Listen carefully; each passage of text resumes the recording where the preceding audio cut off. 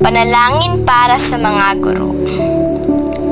Tagapagkaloob ng lahat ng kaalaman at guro ng mga guro. Bigyan po ninyo ng pagkalinga ang aming mga guro. Biyayaan niyo sila ng kahandaang linangin ang aming murang isipan. At huwag magsawa kapag di makahabol ang turuan. Pagpalain nawa ang kanilang mga pusong nagdiriwang sa tuwing kami nagwawagi at nag-aalo sa tuwing kami nadadaig. Pagkalooban ninyo sila ng mahinahong pagtitiyaga sapagkat ang landas ng kaalaman ay hindi madali. Pagningasin ninyo sa kanila ang maapoy na diwang, nagpapaliyab sa kagustuhan naming matuto.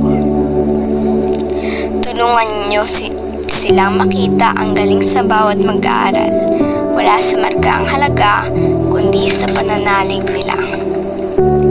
Ikintal ninyo sa kanila ang walang pag-auhaw sa karunungan, ang bagong kaalaman at karanasan ay di dapat katakutan.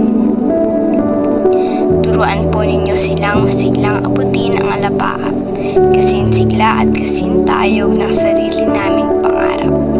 Pagpalain po ninyo ang mga gurong nauna sa amin. Ang nagawa nila ay napapakinabangan pa rin.